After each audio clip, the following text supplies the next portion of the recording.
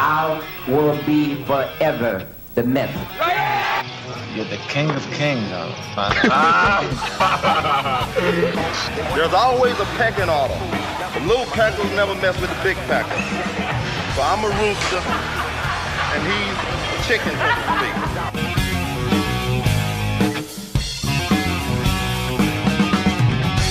speak. All right, welcome back to the Bodybuilding Legends Podcast. We got part 2 of our interview now, where we're going to talk about the year 1971, because we're going back 50 years. And this is an end of the year wrap up. We do this every year with our guest here, Jerry Brainum. And so, Jerry, last time we talked about all the amateur shows from 1971, including, of course, the AAU Mr. America, where Casey Viator won at only 19 years old. And then we also talked about the IFBB Mr. America, the IFBB Mr. World, and the IFBB Mr. USA. So now we're going to talk about the really 2 big events of 1971. And when you think about 1971, there was 2 contests that most people talk about, besides Casey winning the America, which was, of course, was a big event also. But the big event was Bill Pearl coming back and winning his last contest, which was the 1971 NABBA Universe. And like 1 week later, they had the Mr. Olympia in Paris, France, that Sergio Bray promoted, and Arnold won that one. That was his second Mr. Olympia, and people were expecting the big rematch between Arnold and Sergio, because Sergio beat Arnold in 69, Arnold beat Sergio in 70, and it never came to be because Sergio was suspended from the show, and Arnold was the only guy besides Sergio to ever win Mr. Olympia with no competition, unopposed. Yeah. Well, let's talk about that NABBA Universe first, because that was the big one. So the story I heard was that Bill Pearl, 1 year earlier, Iron Man magazine was a big magazine back then, and he wrote an article, or he took out a notice in the magazine. He said, "I'm challenging all the bodybuilders. Next year, 1971, is going to be my last competition ever. It's going to be the NABBA Mr. Universe. I'm going to be 41 years old, and I'm challenging everybody to come and beat me to try to win that contest." And so Bill Pearl competed, and he won that show. He beat out Reg Park, Sergio, and Frank Zane, and there was supposed to be Arnold, but of course Arnold couldn't show up. Right. Well, the thing is that Weeder in the magazines had basically said that that Bill Pearl was afraid to compete against Arnold, and I actually spoke to Bill Pearl before that universe. I went up to his gym in Pasadena, and what he told me, because remember, he had already won, I believe, if I remember correctly, 3 other Mr. Universe contests. Right. Mm-hmm. He won in 53, 61, and 67. You got it. He won the amateur in 53, the other were the pro titles, right? Right. He was a 53 Mr. America, and coincidentally, today, he's the oldest living Mr. America at 91. Yes. Years old. But he said to me that, because he had recently opened up this gym in Pasadena, right? Because he had previously had a gym in Los Angeles on Manchester Boulevard. Right. And I remember him telling me that the main reason why he was competing, and he didn't care about the title at all. He said the main reason, and he also didn't care. I said, what about Arnold and all these guys? Not Arnold saying this, but the magazines, they're saying that all these newer guys like Arnold could beat you and stuff like that. He says he couldn't care less. He wasn't impressed by that. He said the reason he was competing, this surprised me, was to publicize his gym. Yeah. New gym. He says, I'm completing. This is one of the times, this particular show, I'm competing purely for business reasons. I'm not trying to prove anything, he goes. Wow. Later on, they tried to say that he entered to prove his superiority over Sergio and Reg Park and all those other guys. But the truth is, that's not why he competed. He competed because he wanted to win one more title to kind of publicize his new gym. That was the reason he competed. I heard that's why he did the other shows too, the other Mr. Universes. I heard every time he had a gym, because he would only compete like once every 5 or 6 years. Yeah. It was always to publicize a gym. That's probably true. And let me see, in 53, I think when he won the first universe, let me think. That was the year he won the America too. He won the America. He was, I don't know if he had opened his gym, because his first gym was in Sacramento, California, Northern California. Yeah, he was only 23 that year. So Yeah, I think he was still in the Navy back then. yeah, And yeah. he was training at Leo Stern's gym in San Diego. Leo was kind of his trainer and his mentor, right? He probably did that at Universe just because he won the America, Yeah, yeah, yeah. And the thing is that I remember at the 53 America, the funny story was, he competed, he won that contest, and he beat a guy from who competed from Scotland, who competed under the name of Tom Connery. Oh yeah, I know you're going. Sean Connery. Who a couple of years later, Yeah. became famous as Sean Connery, the Agent 007. Right. And what's hilarious about it is that Sean Connery was on the Tonight Show one year talking to Johnny Carson, and Johnny Carson said, "Well, I heard you were once a bodybuilder." So Sean Connery says, "Yeah, I entered the Miss Universe contest in London." He says, "I think he said he placed third, but he didn't. He didn't place at all." Right. And Sean Connery says to Johnny Carson, he says, "Yeah, I was beaten by a black guy." And I'm thinking, wait a minute. I'm thinking to myself, Bill Pearl won that show. Right. And then I realized why Sean Connery said that. Bill Pearl, he admitted it years later, but Bill Pearl was largely Native American. Yeah. He was of Native American descent mostly, with a couple of European things mixed in, including Scottish, but he's mostly Native American. And, he was one of those guys where he could get very dark when he'd go in the sun. Yeah, really dark. Yeah. Very dark. If you see photos of him in competition, he had the darkest tan of anybody in the show. Bronze, yeah. Very, very dark. And that wasn't makeup. That was his skin color. Wow, really? That's crazy. Sean Connery, then Tom Connery, Bill Pearl was so dark. He was, typical English white guy, pale. Yeah. He thought Bill Pearl was a black man. Right. He didn't even know that. That was a hilarious situation. But, you could be right because, let me see, by 61, I think he, I don't know if he had the gym. Yeah, he probably had the gym in Sacramento. Yeah, he did have the gym in Sacramento. Okay. Yeah, because I know he trained for that show, the 61 NABBA. Not only did he train himself, but he also got a guy named Ray Rutledge. Mm-hmm. Ray Rutledge had won the 61 Mr. America. No, was it 61? Yeah, I think it was 61. I think it was. Yeah. 61 America. And he got out of shape. So, he went to Bill Pearl in Sacramento, and Bill Pearl trained him for the Universe. Okay. He put him on a crash program where he lost all his fat in 2 months, got in really great shape, and won the amateur. He won the amateur NABBA Universe when Bill Pearl won the professional in 61. Oh, wow. Okay. So then, like I say, now we go up to 71, and, there's Bill Pearl showing up, and, Arthur Jones, Sergio had done some business with Arthur Jones of the Nautilus Company. Yeah. Arthur Jones was saying in all the magazines that Sergio would destroy Bill Pearl. Yeah. Because Arthur Jones actually knew Bill Pearl pretty well, too. He had done a movie with Bill Pearl in 1959, somewhere in the Deep South. It was some sort of vampire movie or a zombie movie. It was a zombie movie. Yeah.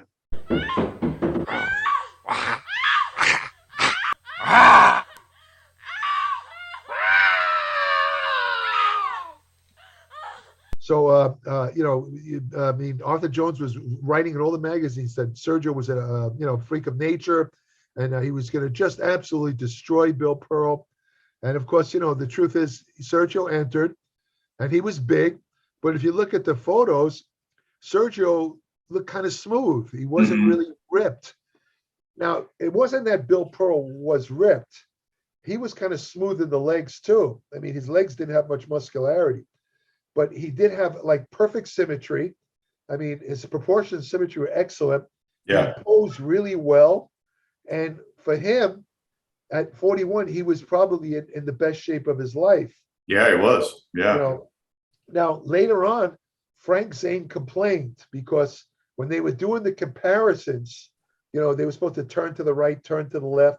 Mm-hmm. Bill Pearl refused to turn. I think it was he only wanted to stay in one direction on the side thing to show his tricep. To the left, I think. Yeah. Yeah, he refused to turn, and Frank Zane pointed out that the judges allowed him to get away with it.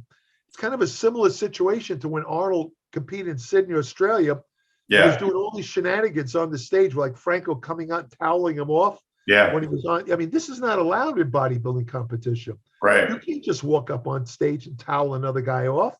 Yeah. And when the judges tell you to turn to the side or turn to the front, you can't stand there and not listen to them. I mean, Oscar State. Do you remember Oscar State? Yeah, for sure. Oscar State used to be the head judge in the IFBB. If that was Oscar State at that show, he would have said, Bill Pearl, turn to the left, turn to the. If Bill Pearl just stood there, he would have yelled. Yeah. He said, Bill, turn to the left now. He would have yelled, embarrassed him. Right. But the judges just let him get away with it, according to Frank Zane. I wasn't there. This is Frank Zane talking. Yeah. So Frank Zane was trying to basically say that he feels that the contest was a bit fixed. Yeah. Bill Pearl. Well, Now, I know those NABBA judges love Bill Pearl. They absolutely. Bill Pearl was like a god to them. Yeah. Whenever he showed up for a contest, it was like, whoa. Bill Pearl. They loved Bill Pearl. It's true. Yeah. And Bill Pearl tells a story.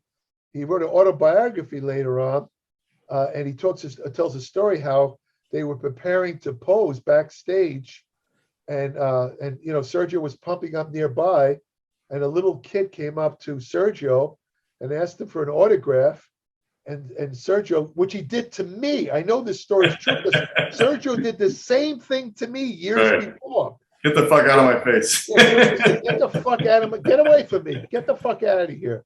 Tells this to a little kid about 7, 8 years old. Yeah. Bill Pearl overheard this, right? Then the kid goes up to Bill Pearl, asks him the same question. Bill Pearl not only, gives him an autograph, but, picks him up and, takes a photo with him. Yeah. Well, it turns out that kid's father was one of the judges. Was one of the judges. And so Bill Pearl used that to show that you should always act nice to people because you never tell who you're dealing with, which was true. Right. So you have to wonder, did that play a role into Sergio losing to Bill Pearl? Who knows? Yeah. Maybe it did. I don't know. But I know that myself, I mean, I have to admit, Bill Pearl was my idol when I was a kid, my first bodybuilding idol. And when I look at the photos, I have to give Bill Pearl an edge. Honestly, objectively, as great as I think Sergio was, even though I didn't think much of him personally, I do give him credit. I always do, as one of the greatest, freakiest, as I said earlier, one of the greatest bodybuilders ever, one of the most genetically gifted by far. But in that show, I believe Bill Pearl was in better, quote unquote, contest condition. Yeah. Pearl had peaked for that contest. In other words, Bill Pearl was the best he could be for his physique, where Sergio was not at his best. Now, I will add that if Sergio had put his ego aside and dropped down maybe 10 pounds, no more than that, and entered shredded, I believe he would have beaten Bill Pearl. He would have destroyed him, as Arthur Jones would have predicted. In other words, let me put it this way, to make clearer. If Sergio had competed in the 71 universe looking like he did at the Essen Olympia, was it 72? The next year. You remember how good he looked that year? Yeah. He would have absolutely wiped Bill Pearl off the stage, even with the British judges, or whoever they would have had to give it to Sergio because it would look ridiculous. But Sergio entered with he had water retention under his skin. Mm-hmm. And he looked a little bloated. Yeah. Reg Park was in the show. Again, Reg was an older man by that time. He looked great. But he just wasn't quite up to structurally. Structurally, he had a better structure than Bill Pearl. He had wider shoulders and narrow. Yeah. But I mean, he just he wasn't up to Bill. He wasn't quite in the shape of Bill Pearl and Sergio. Yeah. Wasn't Dave Draper in that show? He was in the year before, in 1970. Oh, okay, the year before. Yeah. Because Reg beat Dave in 1970. Yeah. I interviewed I don't know if you heard the interview I did with Frank Zane last year, and he was talking about that contest, and he said he learned a lot about kind of how to handle the judges by watching Bill Pearl at that show. Because he said, you were talking about the judging when they said to turn. Yeah. I think Bill's best side was his left, right? Yes. So they said turn to the right, and he just stayed to the left. Right. And the judge said, Mr. Pearl, we need to see your right side. And he looked at the judge and he goes, don't be difficult. And the judge just said, okay, all right. I mean, that's the thing, that he could not have gotten away with that with a guy like Oscar State. No, yeah. Oscar State was all business. He took his job very seriously. He would have stopped the contest until Bill Pearl turned to the right. That's how strict he was. But Frank also told me a story about the 1980 Olympia. And remember Dennis Stallard? Yes. Yeah. He was a judging. He was the guy actually on stage in pumping iron telling Arnold and Sergio how to hit the poses and stuff, Right. So he was on stage, he said, in 1980. Right. And when Arnold was pulling all this stuff at the pre-judging and he wouldn't hit a side tricep pose and all that stuff, Dennis Stallard said, if you don't hit the poses, I'm going to suspend you. I'm going to kick you out of the contest. Frank Zane said when they came back for the night show, they fired Dennis Stallard and sent him home. There you go. That tells you something. Yeah. See, that kind of stuff, when you hear stories like that, you kind of like have to think, how Mike mentioned to the end of his life, insisted that the 1980 Mr. Olympia was fixed. Yeah. And normally you might say, write it off the sour grapes on the part of Mike Mensa because he didn't win.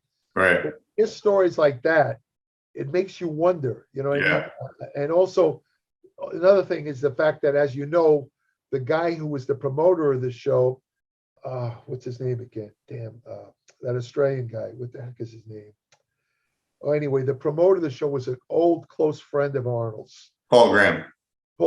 And, so, I mean, look at a guy, you talk about integrity. Because Chris Dickinson was in that show in the 80 Olympia, Bill Pearl was supposed to be the head judge. Yeah. But he voluntarily recused himself because Chris Dickinson, he had trained for the show. Yeah. And he felt it wouldn't be objective. That's the way you're supposed to do it. Yeah.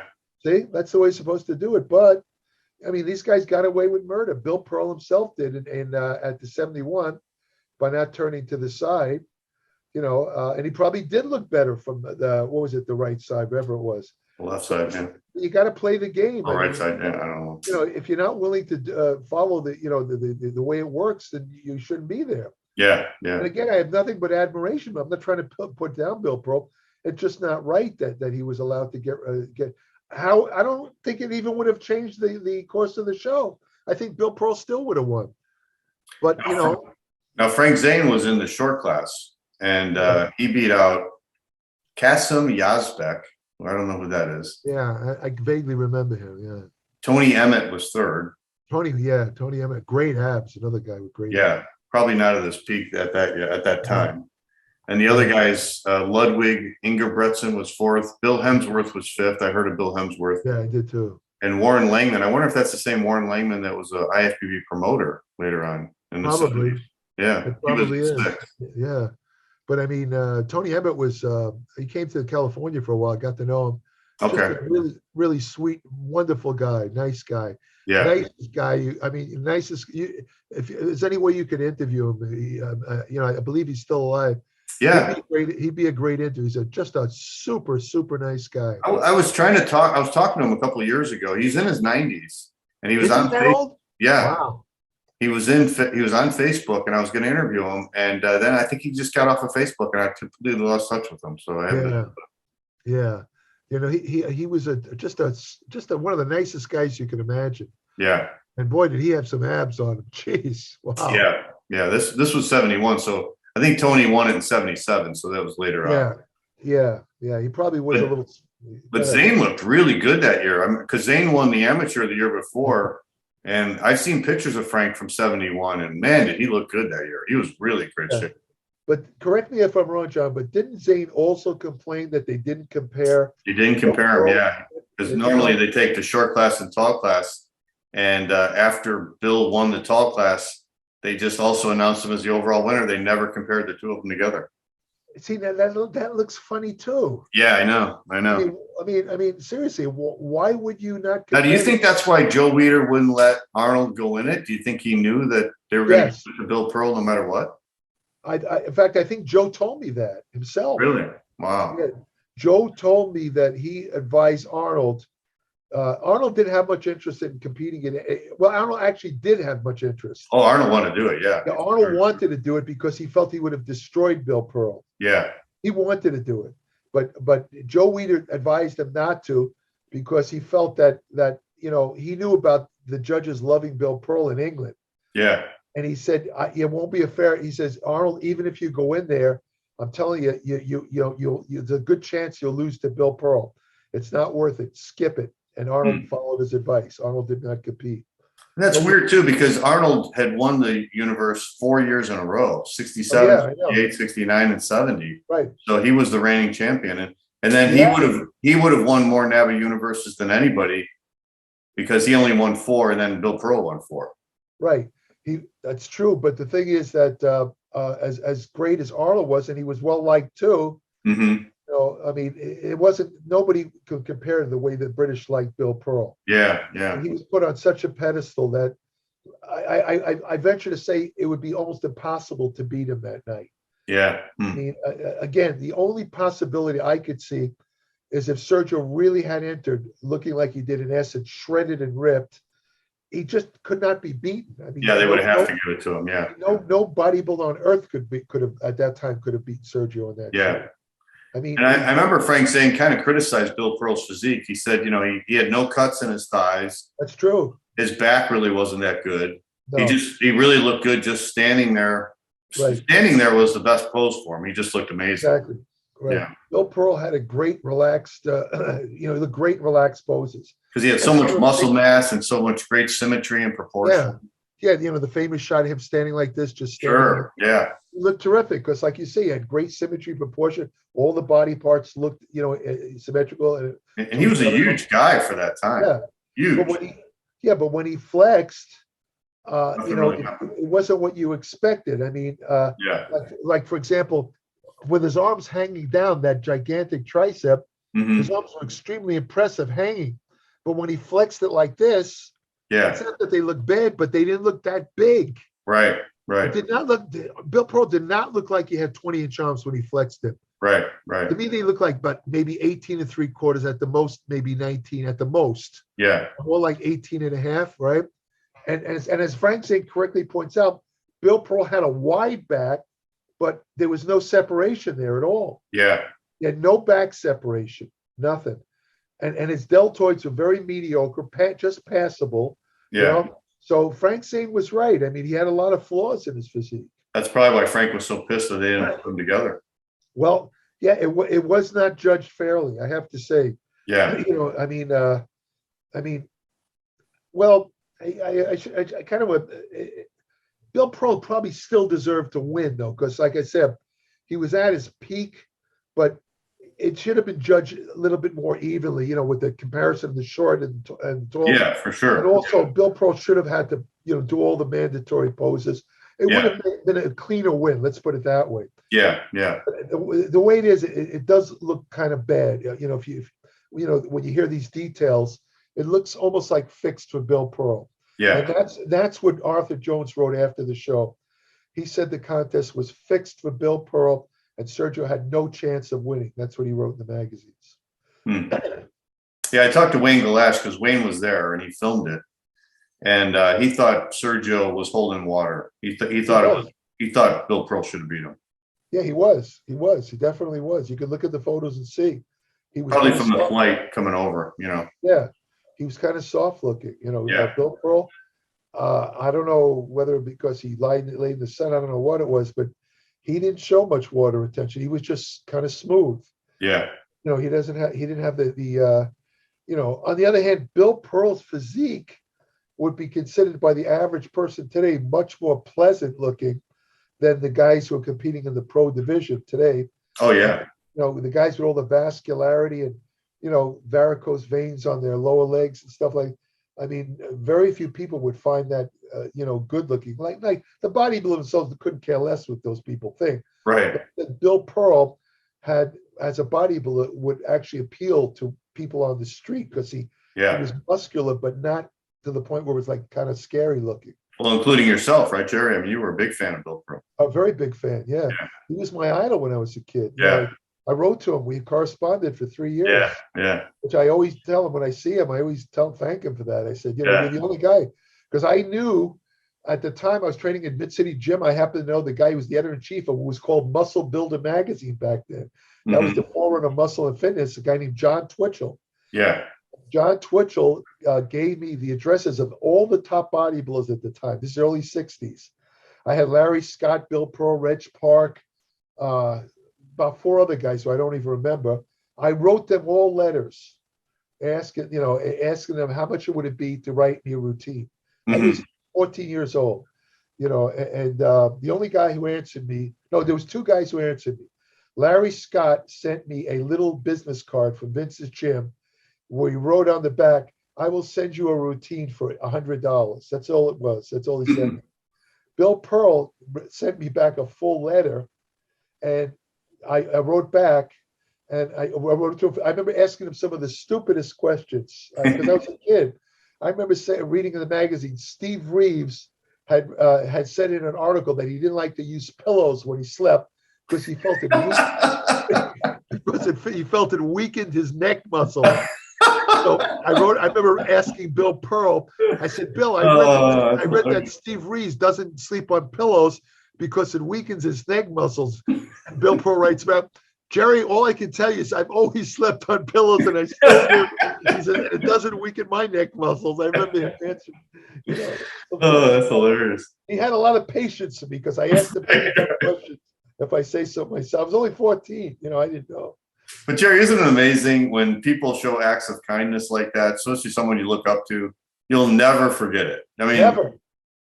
It could take 30 seconds, and you'll never like that kid he put on his shoulders. You know, that's right. That is absolutely true. Yeah, like you say, I say, even after all these years, it's been over. It's been what? Geez, it's been over 60 years. I still I'm impressed that, I mean, this went on for 3 years. Yeah. He didn't have to answer me at all. None of the other guys did. Yeah. But Reg Park didn't answer me, but I became friends with, I didn't hold it against him or anything. Yeah. But the thing is that, like you say, it was an act of kindness that I'm still impressed by it. I mean, it's kind of like, how they say, pass it forward, that expression. Mm-hmm. Like when somebody does something kind for you, you should do it for other.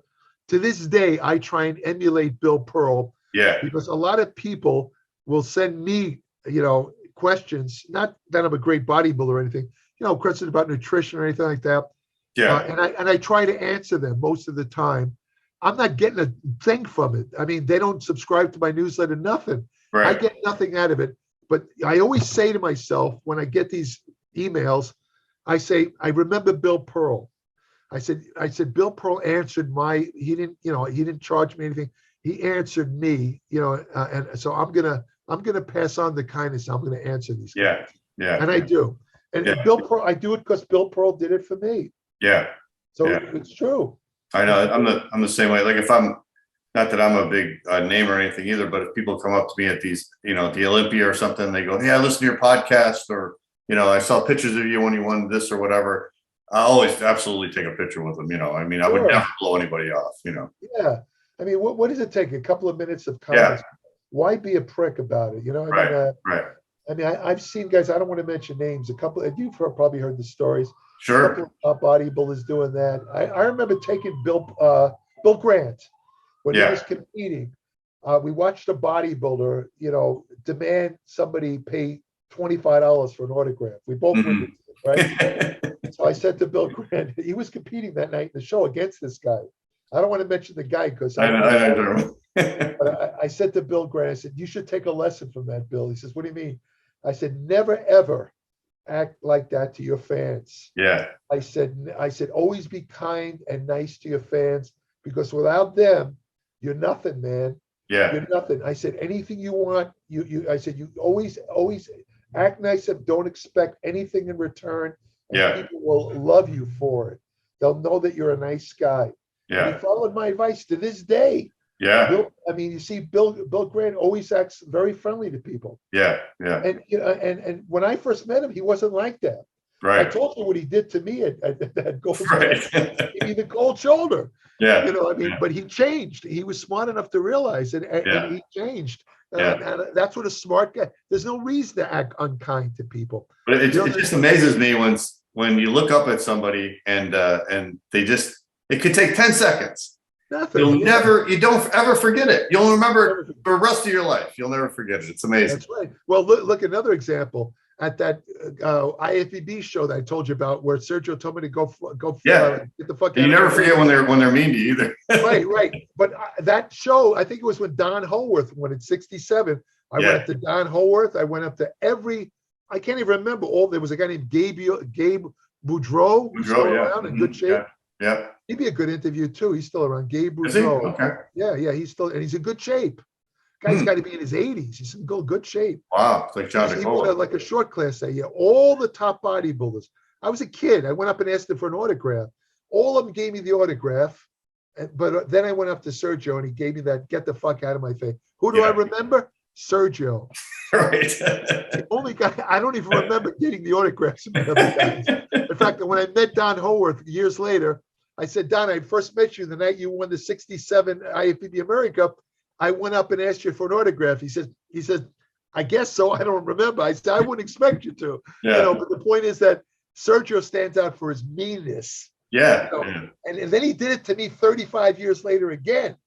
When I told his son, Sergio Jr., the story, the son cracked up. He thought it was hysterical that he didn't change in all those years. You know? Yeah. I mean, so like I say, I mean, a lot of people say, I mean, I know that you thought that you got along well with Sergio. A lot of people say Sergio was a great guy. Mm-hmm. He was a nice guy and he was very nice to people. Unfortunately, as I say, I can only go by the way he treated me, which was atrociously. So I'm not going to say I hate the man, but I can't say I like him because of that. Yeah. But you'll never, ever, John, hear me put him down as a bodybuilder. Yeah. As a bodybuilder, he's incredible. Oh, the greatest of all time. I could hate his guts, but I'll always give him credit. That's the way I am. Oh, I always give credit for when credit is due, always. But Bill Pearl must have read Influencing Friends and People, or what was the name of that book? Oh, Dale Carnegie. How to Win Friends and Influence How to People. Win Friends, because he always had it down right. He was always like, I think I told you the story. The first time I met Bill, I was 25 years old. They used to have that Club Industry show in Chicago in I think it was McCormick Place. And I used to always go just to walk around because sometimes Weider would have bodybuilders there and stuff. Yeah. So Bill was working for Life Fitness and it was super crowded. I remember walking through the crowd and I saw the Life Fitness booth and I saw Bill Pearl. And as I'm walking toward it, I'm thinking, man, should I go over there? Should I go and try and meet Bill Pearl? And so I had I was competing, so I was pretty good shape. I was big, and I had a polo shirt on. And as I got close to him, I'm trying to think, okay, what should I say to him? How should I introduce myself? He comes up to me, and he goes, "You got the kind of physique that we had back in my day. You know, that big rugged look." And I'm like, "Are you kidding me?" I couldn't believe Bill Pearl said that to me. So he shook my hand, and I'll never forget that the rest of my life. And you immediately liked him, did you? You figured. Oh yeah, for sure. Not only that, but I'll never forget that story. You know. Yeah, that's true. I mean, that's the way to be a likable person. You know. Yeah. I mean, you mentioned Dale Carnegie. One of his rules in that book, How to Win Friends and Influence People, is to use the person's name several times in the conversation. And Bill does that too. Yeah, because you're recognizing them as an individual, and that's the subliminal message you're giving them. Yeah. You're not just some other person. You're John. Yeah. You know, when you're recognizing them as an individual human being, and even though they don't realize it, the message they're getting is that he recognizes me as an individual person rather than some face in the crowd, and they like you for that. Yeah. I always do that, and I'm not trying to be a phony. This is what I just kind of ingrained in me. Every time I meet people, I try and use that. I ask them their name, and I'll use it to not only to remember the name, because I know it makes them feel good. And I always try to remember people too. That's another thing, and I'm bad at that. I have to admit. I've had guys come up to me in the gym, and they say to me something like, "Hey, Jerry," and I look at him. I said, "Who is this guy?" I have no idea who it is. Yeah. He says, I met you when you were training with Bill Grant back in 1978. This is like 2018. The guy's I met me one time for 5 minutes, and I'm supposed to remember this guy. Right. So I always try, I'll start the conversation because I don't know the guy's name. I'm hoping somewhere along the line, the guy will mention his name so I can act like I remember him. But you know what the point is? I never give him one of these, you know me, I don't know who you are. Yeah, right. I never do that. Never. When a guy comes up and says, "Hey, Jerry," like, "Hey, how you doing?" I immediately say that. And the guy will say, "I met you 40 years ago." I'll say, "Oh, great. Yeah. And who was I with when you?" "Oh, it was me and my blah, blah, blah." And sooner or later, the guy will mention his name. Then I'll mention his name. And then if the guy thinks I really remember him, and it makes him feel good. Yeah. Because this guy says, "Hey, Jerry remembers me after 40 years." It makes a person feel really good. And I'll tell you who the king of that, the best guy I've ever seen with doing that is Arnold Schwarzenegger. Really? Arnold will meet you one time. You have one short conversation with him. He will remember you 10 years later. Wow. I don't know how I've even said this to him. I said, "Arnold, how the hell do you do this?" I said, "Anyone you talk to for more than 5 minutes, you remember their name." He said, "I don't know. I just do." He's very good. You must have read that book too. He must have. But hey, think about it though. As a politician, do you realize what a potent what a potent asset that is? Absolutely. To remember people, that really helped him. Yeah. Well, let's also talk about the NABBA universe in the amateur division that year, which was a really, really tough contest. A lot of competitors. I'm looking at the list here. Yeah. So Dickerson, who last year in 1970 won the America, he went over to the NABBA universe. He won the short class there in 1970. He beat out Franco. I remember that was kind of controversial because Franco was much more muscular than Dickerson. Yeah, right. But Dickerson wins again the short class. Yeah. This time he beats out Elias Petsis from South Africa, who had a really nice physique. I remember him, yeah. Frank Columbera from Australia. I mean, great legs, big calves. Yeah, real good symmetry. Yeah. Charles Colress. Mr. was fourth, so he went over to NABBA. Yeah. And some of these other guys, John Holtz from the United Kingdom. So that was a really good short class. Yeah. And then in the medium class, Albert Beckles wins for the first time. He takes first place. He was second to Frank the year before, Frank Zane. Yeah. So he moves up to first, and Roy Callender was second. So Roy Callender, Albert Beckles and Roy Callender in the same class? In the same class, yeah. Wow, those are two great, two great bodybuilders, right. Wow. Let's see. Lars Lund from Norway was third. I remember Lars Lund. Yeah. He was doing a lot of those NABBA shows back then. Yeah. Pete Caputo, your training partner, was fourth. I remember when Pete went over there. Yeah. Oh, really? Yeah, I remember that one. I think I was training with him for that show too. Yeah. 71. Yeah, because he won the 70. You know how he went over there?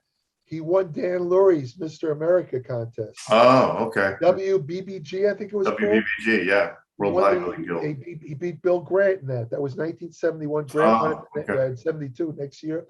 And as part of his prize, Dan Lurie sent him to London, the NABBA universe. Did he pay his way over there? Pay his way over, yeah. Wow.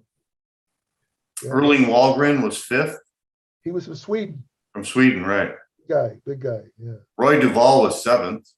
Another guy with great abs, British bodybuilder. Yeah, he won that. I think he won in 73, right? Yeah. Did you interview Roy Duvall? Yeah. Yeah. And Johnny Fuller was not in the top 8. Johnny Fuller, yeah. Johnny Fuller, he came to California years later. Oh, really? I guess not that much later. I met him. Gold's Gym was on 2nd Street, I remember.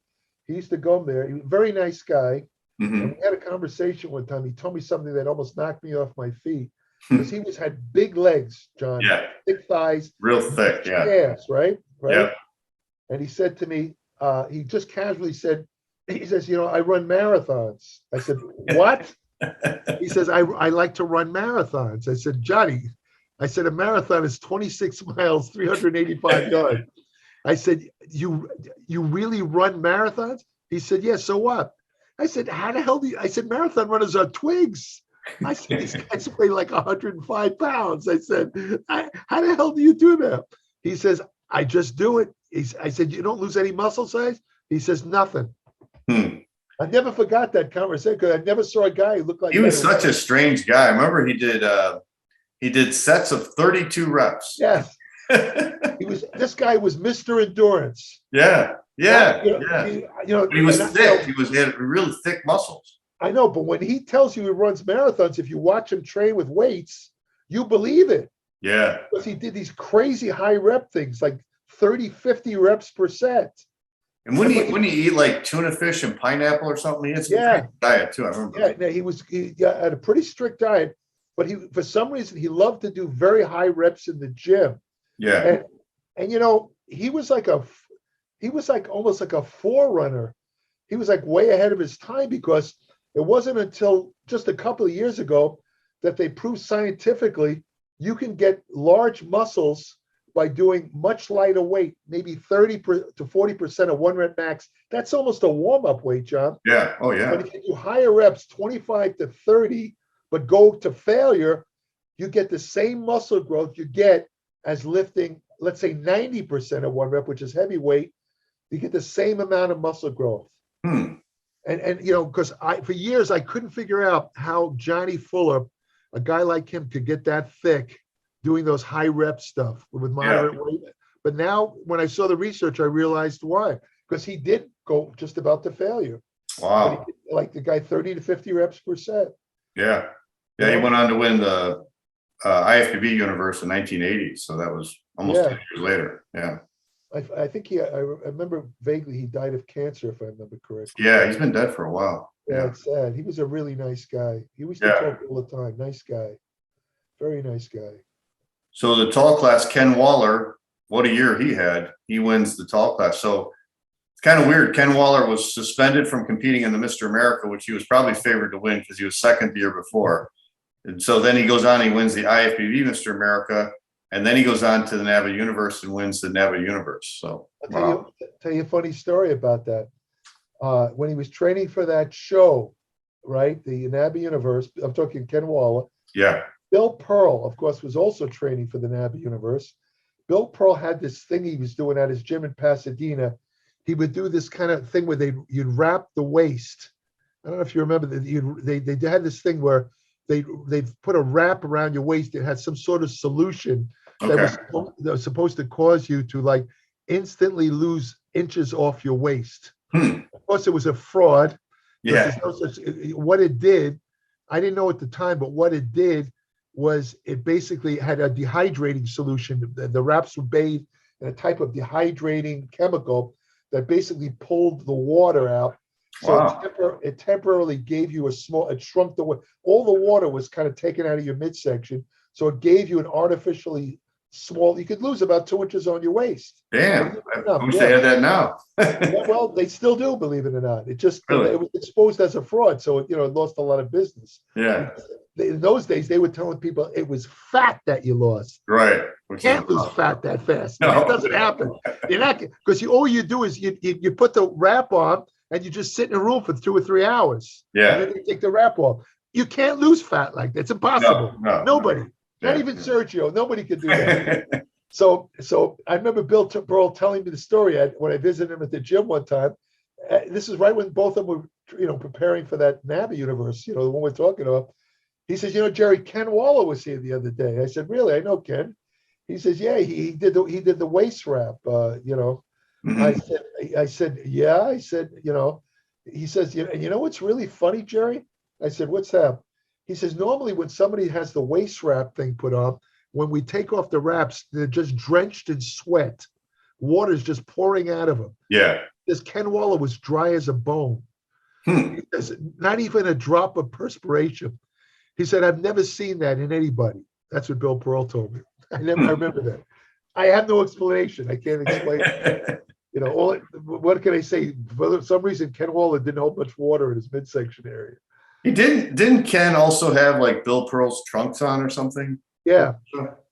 Yeah, Bill Pearl used to have these kind of like they're like metallic trunks or they were like sparkly or they were like he had He had like a silver, like reflective trunks. Do you remember that? Yeah, I do. Yeah. I actually sent away for that. The famous picture of Bill Pearl on the beach in the relaxed pose. He's wearing those same trunks. Yeah. And I was writing to him at the time.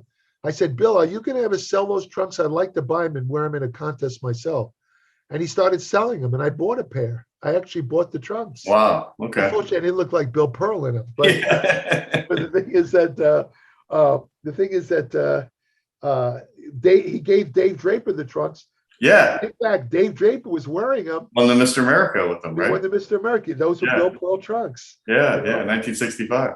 And when I entered the beach show, one of the Missile Beach shows, the only really good photo of me ever taken of me as a side tricep pose, you might have seen it.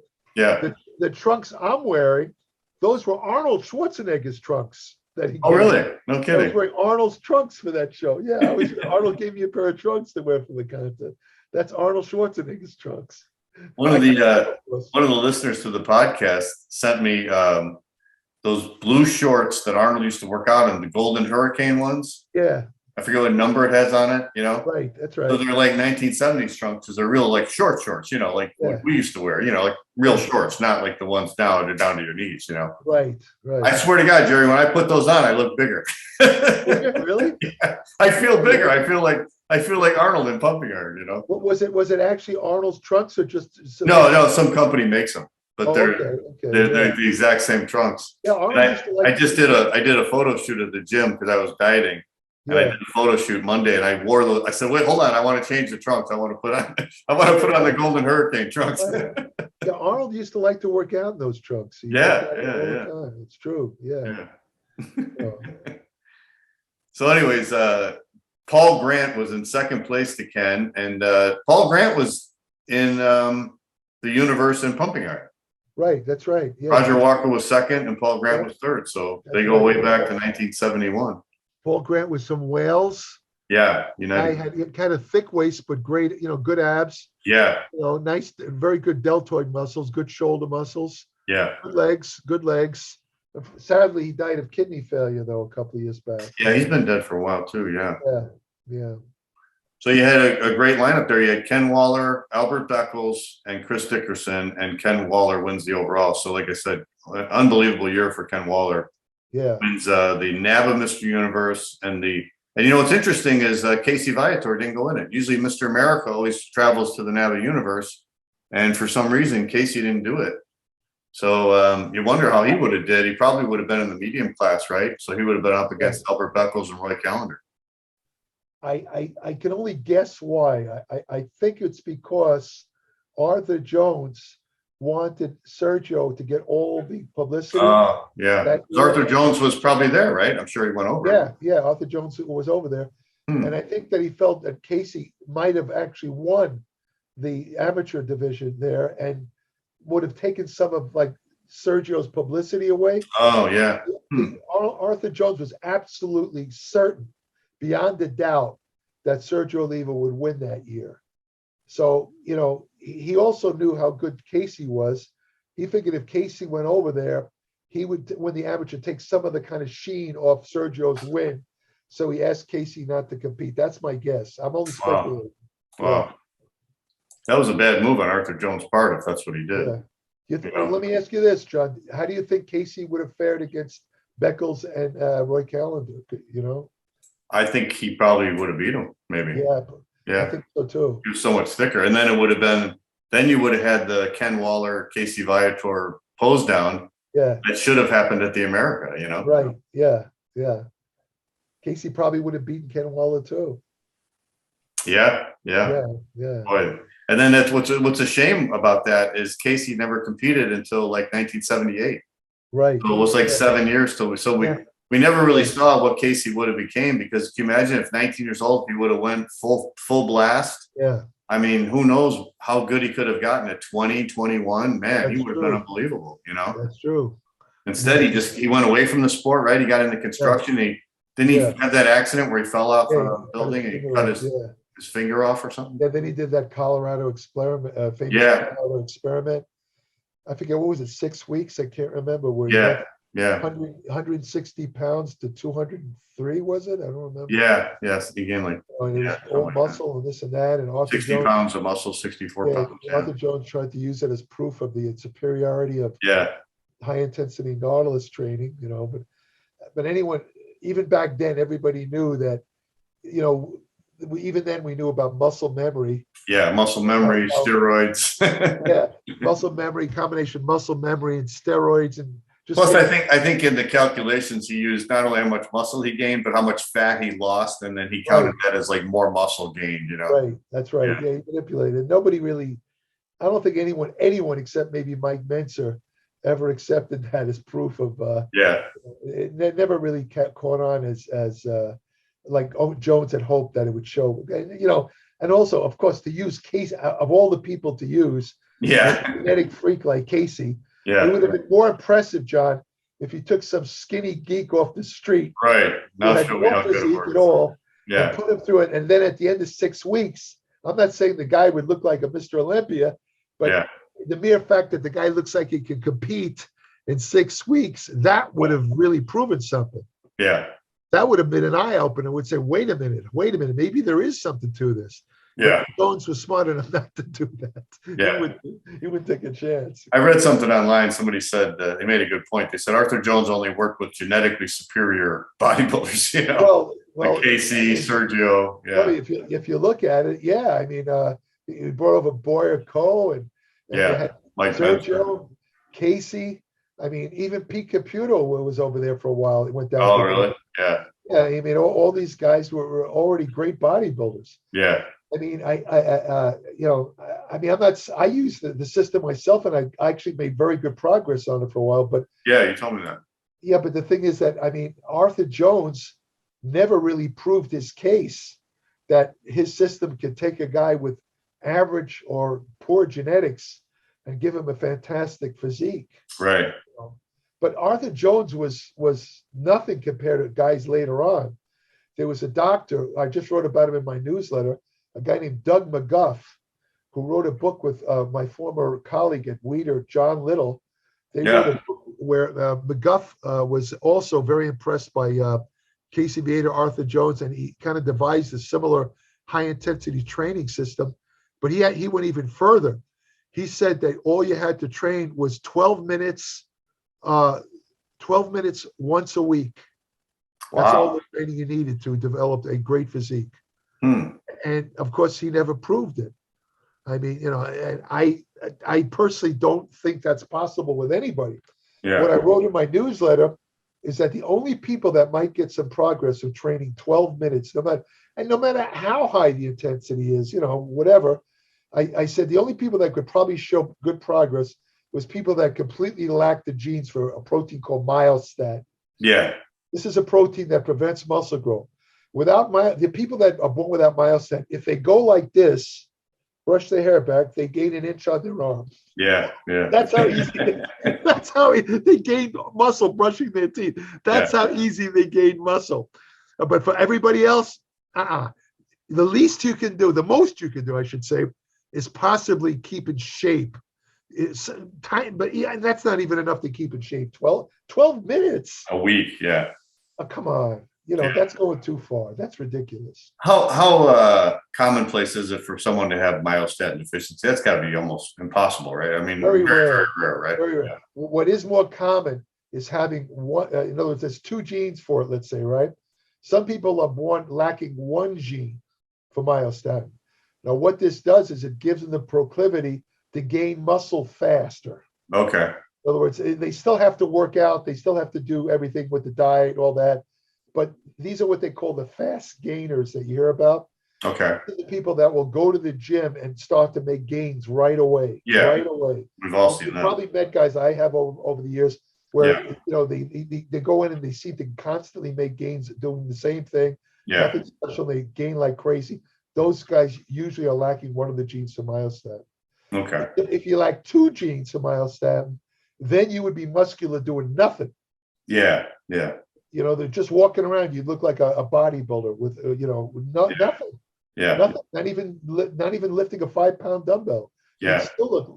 I mean, you're not going to look like Mr. Olympia, I mean, I've read that Flex Wheeler has written that he seems to think that he was what they call myostatin null, meaning he was born without genes for myostatin. But I personally think, if anything, he probably lacks one gene, because again, if remember how skinny he was when he started? He was that's what I go by. Yeah. See, that's what I go by. He wouldn't have been like that. If he lacked both genes, he would have been muscular all his life. Maybe not as big as he was as a body. He still would have been undeniably muscular. But he wouldn't have been that skinny. He was bone thin. Yeah, he was bone thin, right? Yeah, Flex was bone thin. I think with Flex, maybe it was just that he responds to drugs more than very responsive to drugs. It blows up on him. Yeah, but he could actually be what they call single gene null, meaning lacking one gene for myostatin. Okay. That would account for his response. Okay. When you took the drugs and trained, you would respond like he does with the big full muscles. You get that. I think another guy like that was what's his name again? The guy from Egypt, who died, big bodybuilder. Nasser. Huh? Nasser. Yeah. I think Nasser was also negative for one gene for myostatin. Yeah. He's another guy that was very responsive, and he had that. That's the kind of look. I know people will say, no, he got that look from the drug. Yes, he took the drugs, but it's a certain type of look you get that that's almost beyond the drugs. Okay. And strangely enough, during Yates, I don't think it was just normal. He had the normal genes. He was not null for myostatin. He was just a guy who just had great genetics. Yeah. And trained very hard. Right. All right, let's talk about the other big event of 1971, which was the Mr. Olympia. So this was big news now because it was a week after the NABBA Universe, and it was like I said, for the first time they moved it from America and they brought it to Paris, France, of all places. And the reason why they brought it to Paris, France, was because Sergio Bray, who went on to become the great bodybuilder, was working with the IFBB, and he was involved with. I think he eventually became the vice president. Mm-hmm. And he was promoting, he got a chance to promote the Mr. Universe and the Mr. Olympia together, and he did it in Paris, France. And then this was now the seventh Mr. Olympia. It was the first time they moved it out of the United States. Yeah. So we were expecting the big showdown between Arnold and Sergio, but because Sergio went over and competed in the NABBA Universe, this was the year where Joe Weider said, or Ben Weider, I should say, the IFBB said, if you compete outside the IFBB, you will be suspended. Right. As a professional. If you're a professional bodybuilder and you compete outside the IFBB, you will be suspended. So Sergio, that's the reason why they said Arnold couldn't compete against Bill Pro. Well, you realize that that's a monopoly. That's actually illegal with Ben Weider. Yeah. That's a monopoly. It's illegal to do that, but I don't think Ben Weider realized that. Yeah. So that was the excuse that they said that Arnold couldn't compete against Bill Pearl, but you were saying it might have been that Joe Weider was worried that Arnold would lose to Bill Pearl because of the way Bill Pearl was treated. He didn't want to take a chance. Yeah. So Sergio supposedly, I guess, didn't know about this, and he comes over from London. He goes over to Paris, France, to compete in the Mr. Olympia, and then they tell him when he gets there that he can't compete. Right. But they said he could guest pose. If he signs a letter saying that he's sorry that he that he went over, so they allowed him to guest pose. So now Wayne Galash was there, and I talked to Wayne, and Wayne said it was such a shame they didn't allow him to compete because he looked way better at the Mr. Olympia than he did a week earlier at the NABBA Universe. He said Wayne said that he was probably holding water from the flight over to Europe, and at the London Universe. And then by the time he got to the Olympia, he said Sergio looked dramatically better. So we didn't get a chance to see Sergio versus Arnold, but the audience gets to see him guest pose, and they never. What a waste! What a complete waste! Didn't have the showdown between Sergio and Arnold, and like I said, what a waste! Because when you look at Sergio and Arnold's career, they only competed 3 times: 69, 70, and 72. Here was another year where they could have competed against each other, and what a waste! It would have been interesting. It would have been interesting if Sergio had been allowed to compete and beat. Yeah. Because I have to say that Arnold, I'm sure you've seen the pictures, looked amazing that year. Yeah. I mean, what a difference from a year ago, from 1970. He looked bigger than ever, but ripped. His legs were shredded. His legs looked amazing. Right. That's true. I asked Wayne if Arnold would have competed in NABBA universe. Do you think he would have beat Bill Pearl? And Wayne really didn't want to say, but he said he thinks he would have beat Bill Pearl. Yeah. I do too. I kind of would have to go with that too. Yeah. His back was better. His legs were better. Unless, again, the judges were so enamored of Bill. Yeah. They gave it to him anyway over Arnold. That's always a I mean. But it really seemed like Arnold was really in shape that year in 1971, Yeah. But, maybe because he thought he was going up against Bill Pearl. Maybe that's why he got in such great shape. Could be. Yeah, could be. Yeah. Although, he was also very concerned about Sergio, Arnold. Yeah. I mean, Arnold was extremely impressed by Sergio, Yeah, and he beat him the year before, but maybe he wanted to make sure that he was going to beat him again, I mean, he was always in awe of Sergio all the way through. I mean, he just, never escaped him. Even when he beat Sergio, he was always in awe of the guy. Now, Franco was also at the Mr. Olympia, and he was also not allowed to compete. I read in Randy Roach's book, they suspended Franco for competing in, of all things, the AAU Mr. World in 1970, a year earlier. That's but ridiculous. Arnold was competing in that contest too, so I don't know why. I have no idea why they suspended Franco. Now that's weird. Yeah.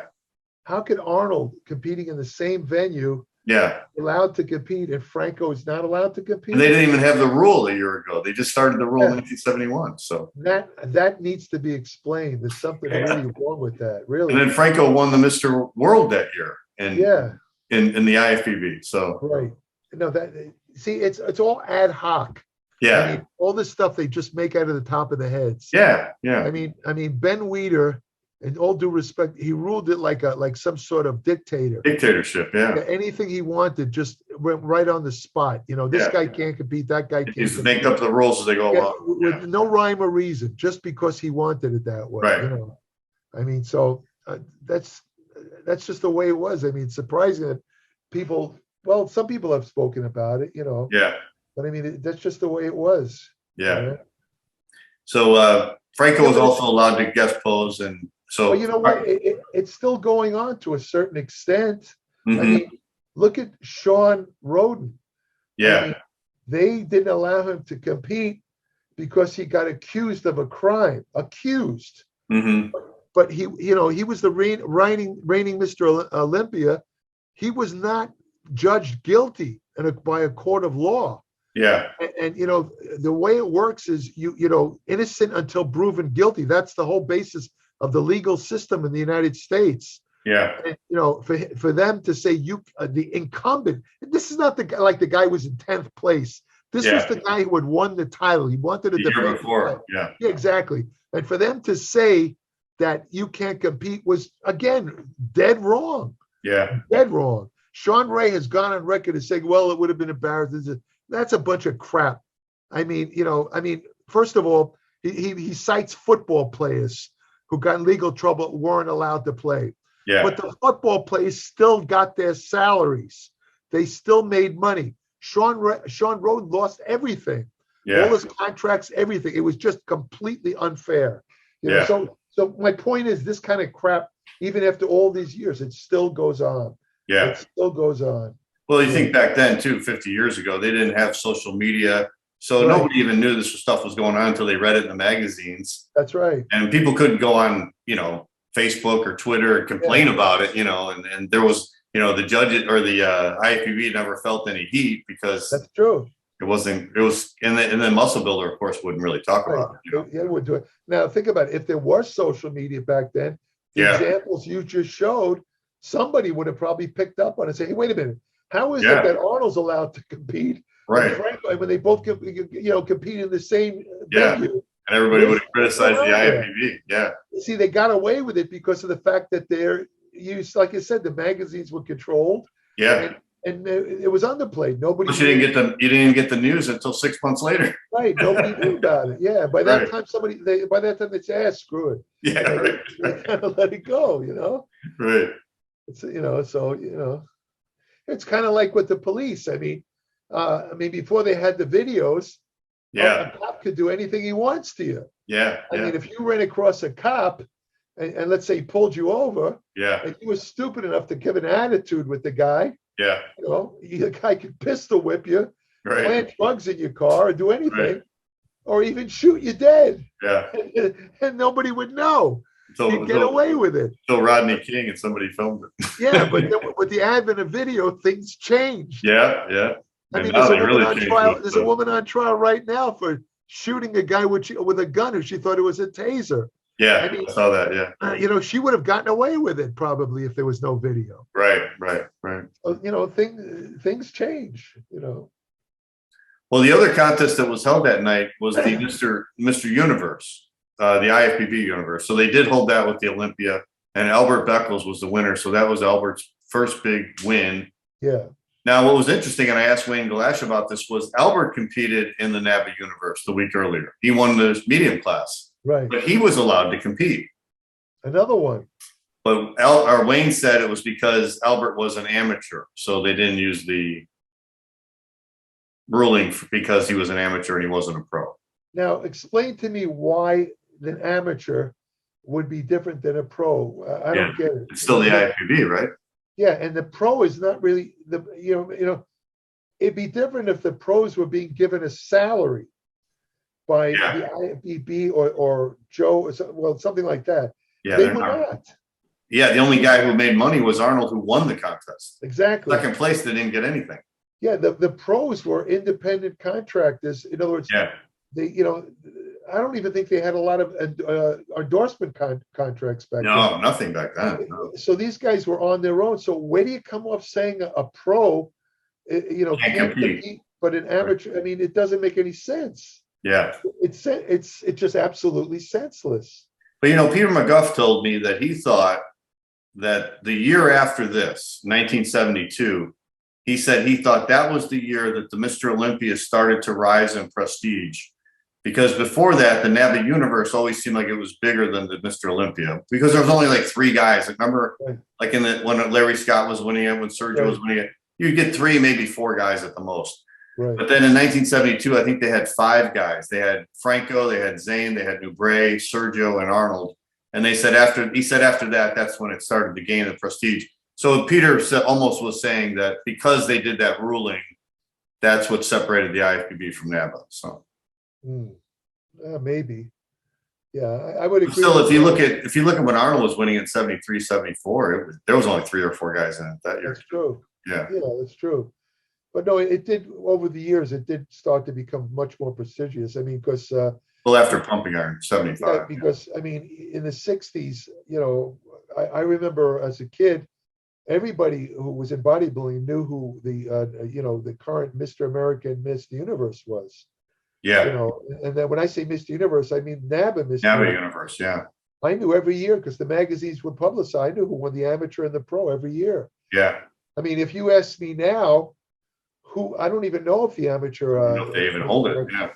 And now, if you say to me who won the NABBA Universes, the most recent one, I have no idea.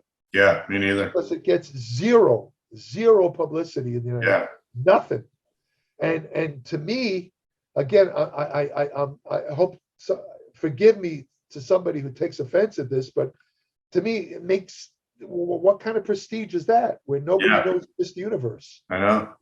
I mean, where's the prestigious contest there? Nobody knows. Well, I was just looking at the lineup of both events, the IFBB Universe and NABBA. And NABBA had twice as many people. Yeah. Yeah. But I mean, how well would these guys do in the IFBB? That's another question. Right. Which has more quality?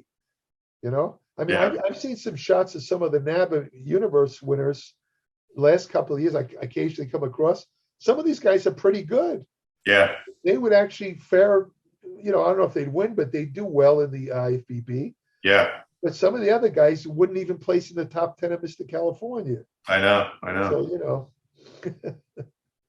Well, Albert wins that contest. Karl Blumer from Germany was the tall class winner. That was Arnold's buddy. Yeah, I think so. Yeah. And Helmut Reidmeyer from Germany was in second. So 2 guys from Germany were first and second. And Mike Katz was third. So yeah. That was kind of weird. And then I think Mike won his class the next year, so he only got third that year. Right. Vic Downs was in that show too. He got fifth. Yeah. And then in the medium class, Albert Beckles won. He beat Ahmet Anulu from Turkey, who was a great bodybuilder. And Ed Corney got third. Yeah. So Ed won the next year in 72. That was the one that was covered in pumping iron where he's on the cover from Baghdad, you know. Ahmet Anulu, I used to call him the perennial bodybuilder. Yeah. He competed year after year after year. Until Yeah. he finally started winning. The Turkish guy, I think. A nice build, though. Turkey from right. Didn't he compete against Tony Pearson, I think, also? Yeah. Yeah, they had a real big pose down. Yeah. And the short class, Giuseppe Diana from the Netherlands, he beat out Renato Bertagno. So not a lot of big names in the IFBB universe. But Albert Beckles, that was a big win for him, obviously, because he won the overall. Yeah, I think when Albert won that, he was about 97 years old at the time. Today I think he's pushing 150 today. Yeah, right. No, I'm just kidding. I think in actuality, I think he was a 32 that year. Yeah. So Albert Beckles is the only guy I know who adds to his age. Right. Most guys try to make themselves younger. I think like if you get past a certain age, you like forget it. I'm gonna raise it. Yeah, I'm almost embarrassed to admit my age, but Albert revels in it. He'll add 10 years to his age. You know, right. You never understand that. All right, Jared. Well, thank you again for joining me for this long discussion about 1971. That was 50 years ago. 1971 seems like a long time ago. So the big winners that year were obviously Arnold winning his second Olympia, Bill Pearl winning his fourth NABBA Universe. That was his last contest. And Casey Viator winning the Mr. America. And Albert Beckles won the IFBB Universe. Ken Waller had a great year that year. He won the IFBB Mr. America after he wasn't allowed to do the AU. And then he won the NABBA Mr. Universe. So great year for Ken Waller. Right. And it looked like Ed Corney had a really good year too, because he won the Mr. USA. And he did pretty good at the Mr. America that year and did pretty good at the Mr. Universe. So that was sort of a breakthrough year for him. And then next year, of course, that was his year when he won the Mr. Universe. That was his breakthrough year. So a lot of exciting contests with a lot of big names that year. And it's fun looking back at these contests from 50 years ago. Right. Yeah, it was some good times back then. Yeah. Yeah. That was actually before my time, but it's great looking back at those shows for sure. Yeah. Yeah. All right, Jared. Well, next time we meet, I guess we'll talk about 1981, which was 40 years ago. And that was, of course, the year that Franco won his controversial Mr. Olympia. Oh, yeah. Tim Belknap won the Mr. America. Yeah. I think Lance Dreyer won the Mr. Universe. And we'll have to look back at who won the NABBA. I can't really recall offhand who won the NABBA Universe. John, in your opinion, which was more controversial, the 81 Olympia that Franco won or the 80 Olympia that Arnold won? Because those two are definitely the most controversial Mr. Olympias. Oh, yeah, for sure. I think the 80 is still talked about more, but I was there in 81, and, man, I've never seen a worse contest. I was there, yeah. Oh, man. I was in the fifth row. Okay. I was right up. I can't remember. Maybe not the fifth row, but it was right up because I remember I bought my seats early, and I was there for the prejudging and night show, and the top five was just totally wrong. I mean, the crowd. They were literally. I think I said this on the podcast before. Throwing things at the judges, like the old days where they would throw cabbages at the judges. They were throwing their programs at the judges. People were reaching in, grabbing change from their pockets, throwing at the judges. Oh, it was horrible. Who was the crowd? Was the crowd favorite Platts or Padilla? What do you think? I think Platts. Platts, okay. Yeah, I think if you look back at the pictures now, I think everybody says Padilla should have won. Yeah. But I thought, we'll talk about this next week when we talk, but I thought Danny actually looked kind of a little small, you know. Okay, yeah. In pictures, he looks perfect, but when you looked at him next to Roy Callender was kind of forgotten about in the discussion, but he was amazing that year, man. Wow, yeah. Him and Platts, I thought. But it just, Franco looked really good. It just, he didn't have the legs, you know. No. So he's automatically fifth because he's missing legs. Yeah. No, you're right. No, he definitely should not have been the winner. I mean, Yeah. the other guys, it's kind of a toss-up. Yeah. But Franco definitely, I don't think anyone really objectively would argue that Franco was the deserving winner that year. Right. No, nobody could argue that. He just, like I said, his legs, there's nothing there. Yeah. I thought it was, when you look at what he came back from with that injury, Yeah. it's amazing. And it's kind of sad that was kind of forgotten about, Right. because it really was an amazing comeback. I mean, he It really was did. tremendous. And I thought his upper body looked like me and my brother were talking about, because we were there. Yeah. My brother said that Franco looked better than Arnold did in his comeback. I think I'd agree with that. Yeah. Upper body for sure. Yeah. Because Franco's upper body, as you said, looked pretty good. Yeah. If not better than ever. Yeah. Yeah, he still had that great back and the Yeah. delts and the great He abs. was ripped. He was so That shredded. crazy chest he had, Yeah. And he was probably the hardest guy in the whole show. Right. It's just his legs. Yeah. But you can't win Mr. Olympia unless your No. legs are, you can't do it. I'm Not, sorry. especially with guys like Platts and Dickerson Yeah. and Padilla. I mean, those guys had unbelievable legs. I mean, yeah, he's going up against the guy who probably had the best legs in bodybuilding history. Yeah. What an extreme difference. Yeah. Gee. Yeah. Oh my God. That's got to be tough, man. Yeah. Yeah. Once they announced Padilla at 5th, the booing started and it didn't stop. It was constant until first place. Jeez. Wow. Yeah. The good old days. Yeah. Oh well. Well, Jared, have a very Merry Christmas this year. You too. This later this week. I know we're recording this before Christmas, and Right. have a Happy New Year next week. And we will talk to you soon. And I can't thank you enough every year for doing this. I know I keep you here for your hours. It's We got okay. so much to cover, but it's fun. Oh, I'll tell you what, I love going, back there in the past and discussing all these great, brings back, like I say, it's like going down memory lane. Yeah. It's enjoyable to me. I mean, I'm into the bodybuilding history like you. Yeah. So this is great, and as I said again, at the risk of sounding redundant, credit to you, John, for doing this stuff, bringing back all these great champions. I mean, you're like solely keeping the history of bodybuilding alive through these efforts. Yeah. I mean, that's fantastic. I mean, it's great. Yeah. I love it. Yeah. It's they should give you a freaking award for crying out loud. So, you know how they give awards at the Olympia? Yeah. You should get an award. I'm serious. I mean, you're keeping. Who else is keeping bodybuilding? You're keeping I mean, you have a record of some of the greatest bodybuilders of the last 50 years. Yeah. Yeah. You should get an award. They should give you an award. I'm saying it here in public, John Hansen should get an award for this. I mean, okay. I'll send this tape. I'll send this tape to Dan Solomon. Make him listen. tell Dan Solomon I said that. Yeah. Seriously, I mean, he might think about it. Yeah, maybe. I'll accept it. When you get the award, you got to do an arm shot. No, I'm just kidding. I will. All right. Well, thank you again, and have a Merry Christmas, Happy New Year, and we'll talk to you in 2022 about the next one. Sounds good, John. Take care. You too. All right, you too, Jared. Thanks, buddy. Bye-bye. Bye.